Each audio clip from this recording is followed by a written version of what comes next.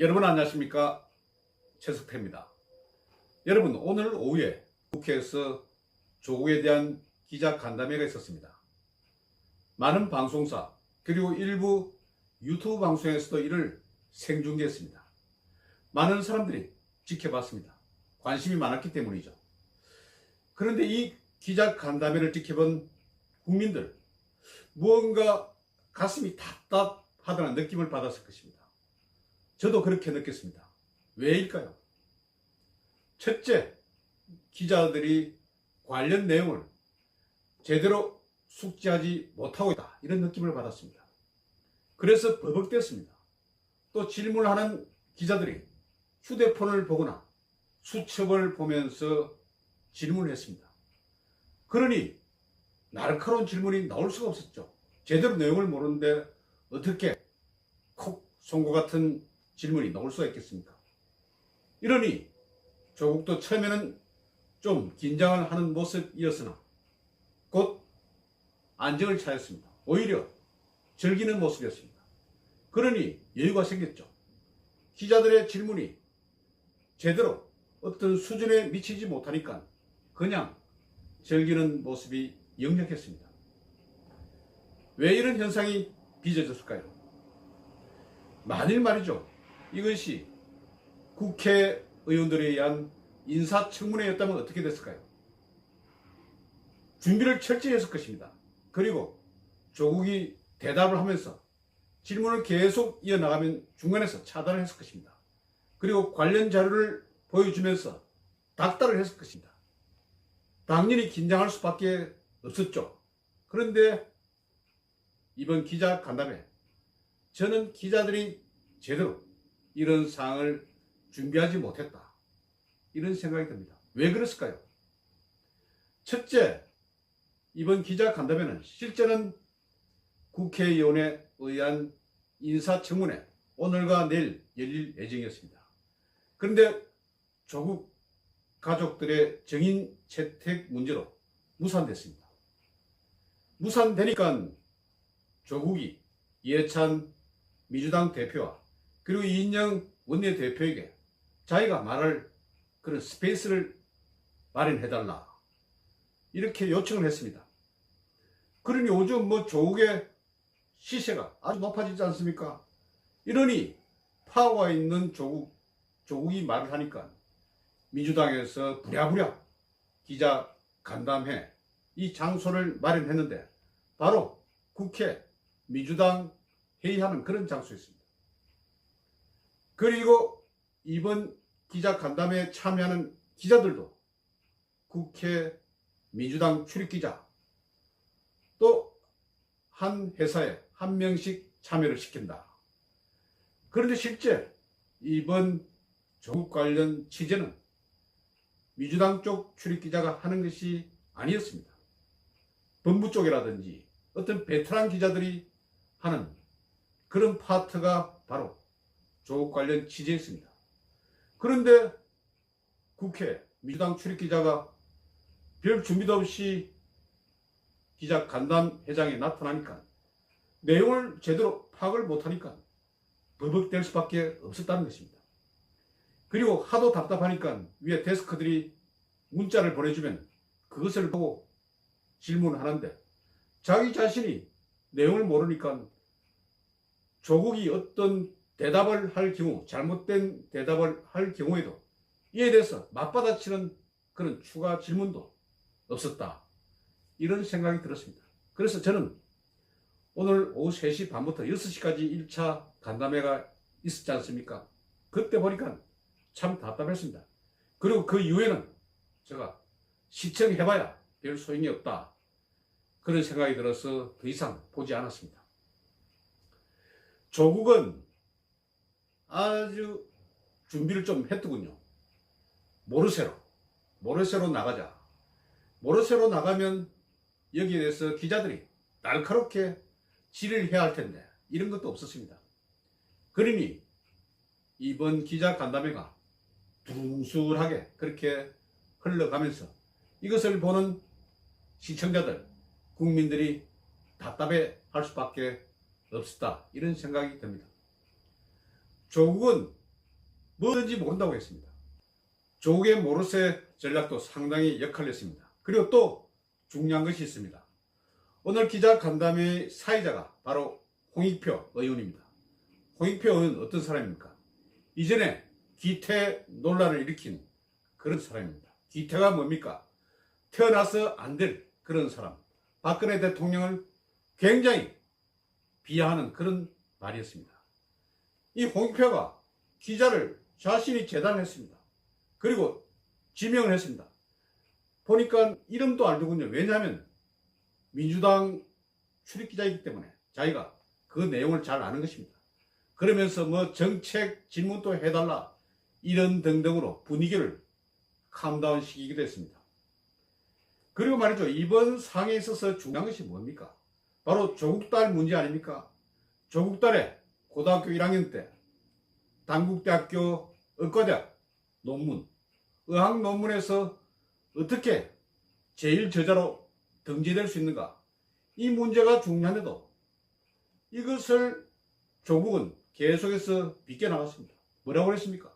영어를 잘해서 장모 교수가 자기 딸을 제일 저자로 등재시켜 준 것이 아닌가 이런 식으로 이야기했습니다. 그런데 문제 키포인트가 여러 가지가 있지 않습니까? 조국의 딸이 고등학생인데도 불구하고 단국대 의과학연구소 소속으로 돼 있다는 등등 중요한 키포인트가 있는데도 불구하고 이것을 제대로 적시하지 못했습니다. 그리고 또 서울대학교 환경대학원에서 2학기에 걸쳐서 800만 원이 넘는 그런 장학금을 받은 부분에 있어서도 장학금을 신청하지도 않는데 누가 장학금을 줍니까? 그리고 요즘 장학금이란 것이 신청서에 계좌번호를 적지 않습니까? 계좌번호를 누가 적습니까? 바로 조국 딸이 적지 않겠습니까? 계좌번호를 적지 않는데 어떻게 입금이 돼 나오겠습니까? 요즘은 장학금을 현금으로 주는 것은 아니다. 저는 그렇게 알고 있습니다. 이런 문제도 좀 세세하게 들어가면 될 텐데 그런 부분에서도 추가 질문이 없었습니다. 그러니 온통 조국의 변명, 해명 이런 장소를 만들어준데 그치지 않았나 이렇게 생각합니다. 그리고 사모펀드 문제도 그렇습니다. 사모펀드 문제에서 조국이 수없이 사실과 다른 이야기를 펼치는데도 불구하고 그냥 지켜보고만 있었습니다. 사모펀드에 자기 부인 또 뭐 자식들까지 합해서 10억 5,500만을 투자하지 않았습니까? 그리고 약정액이 74억인데 이 약정액을 조국은 마치 마이너스 통장 이런 것에 비유를 했는데 그런 것이 아니지 않습니까? 조금이라도 사모펀드에 대해서 좀 더 연구를 한 기자가 있었다면 그 부분에 대해서도 적시를 했을 것입니다. 그런데도 그런 상황이 없었습니다. 그리고 또 조국은 계속해서 감성적인 상황으로 나갔습니다. 자기 딸이 집에 있는데 지금 뭐 휴학 중 아닙니까? 그런데 경남 양산에 있는지 그건 확실히 알 수 없습니다만은 밤 10시를 심야 시간이라고 했습니다. 밤 10시 심야 시간에 남성 기자 2명이 문을 두드리면서 좀 놔라 이런 소리를 했다고 합니다. 그래서 자기 딸이 겁이 나서 벌벌 떨었다 이런 투로 이야기했는데 이것은 지난번 말이죠. 국정원 댓글 사건에 있어서 민주당 국회의원들이 국정원 여직원 오피스텔에 찾아가서 문을 두드리고 그런 상황이 연상되지 않습니까? 그리고 말입니다. 지금 이 기본적인 사항 그러면 기자라고 하면 지금 휴학 중 아닙니까? 지금 딸이 경남 양산에 있습니까? 아니면 집에 있습니까? 이런 식으로 보충 질의도 못하는 것입니까?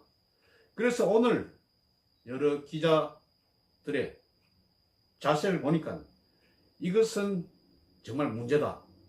왜 또 이런 점을 생각하는가 보면 민주당 출입기자들이 거의 조금 초년배 기자들이 많았다. 화면에서 나온 사람들을 보니까 좀 어린 기자들이 좀 많이 보이더군요.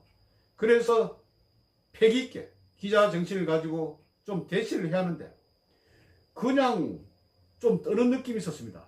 특히 조국은 기자들이 질문을 할 때 일어서서 이야기를 하라고 그랬습니다. 왜 이렇습니까? 기자는 국민을 대표하는 그런 대표성이 있는 직업을 가진 언론인입니다. 일어서라고 해서 일어서고 질문을 하는 것이 맞는 것입니까? 조국의 말은 이렇습니다. 카메라 때문에 얼굴이 잘 안 보니까 일어서라. 일어서는 것이 아닙니다. 모르죠. 대통령 정도 되면 일어서서 애를 피하고 질의를 하는 것이 맞습니다만 앉아서 질의를 해도 충분히 할 수가 있는 것입니다. 저도 이전에 초년명 기자 시절 때 어령에서 우분곤 순경 대량 학살 사건이 일어났습니다. 이 사건 때 제가 현장 취재를 갔었는데 당시 노태우 내무부 장관이 새로 임명돼서 어령에 내려왔습니다. 그런데 노태우 전 대통령 목소리가 좀 작지 않습니까? 목소리가 적으니까 제대로 들리지 않았습니다. 그때 저는 초년명 기자 때인데 장관님 목소리 좀 크게 하십시오. 잘 들리지 않습니다. 이렇게 소리 높여 외쳤습니다.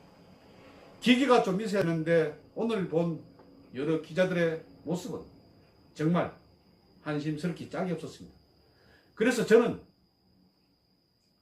조국이 말이죠. 한 번 더 기자 간담회를 하길 바랍니다.